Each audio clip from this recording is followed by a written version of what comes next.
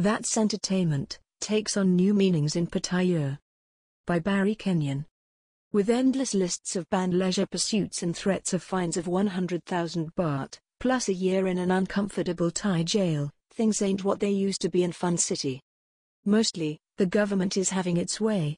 All the obvious and now shuttered pleasure domes, Walking Street, Sexy Soy 6, LK Metro, etc. look more like Sodom and Gomorrah after God's punishment than in their heyday as wealthy, salt exporters.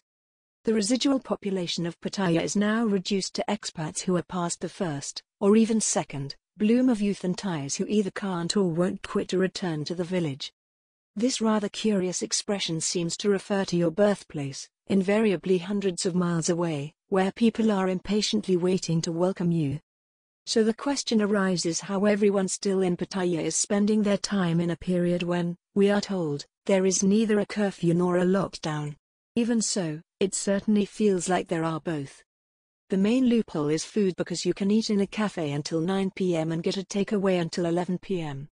Social media has gone crazy on the Farong-orientated meal options still available. The Breakfast Club Pattaya daily goes into photographic ecstasy about where to find the biggest fried breakfast, or discover that superb apple pie and custard to rival what your mother used to make. Stomachs are one of Pattaya's best selling points. Of course, if you eat out, there's a strict booze ban, and advertising beer in Pattaya eateries doesn't mean you can buy any. Because Thailand is an informer-friendly society, the established restaurants know the dangers of deviance. The exceptions might be the smaller cafes in dark streets. We were offered a glass of wine in a teacup in an eatery not far from Tukkom where one customer was startlingly drinking from a Chang beer bottle. However, he explained he had brought it with him as it contained an anti-acid mixture for his stomach ulcer. Freedom still ranges on the beaches. Unlike previous anti-COVID measures, the current regulations permit the use of the sands as well as swimming in the sea for exercise and recreation. Social mixing and picnicking are outlawed and the wearing of masks deemed compulsory. This message hasn't fully got through to the after-dark beach lovers.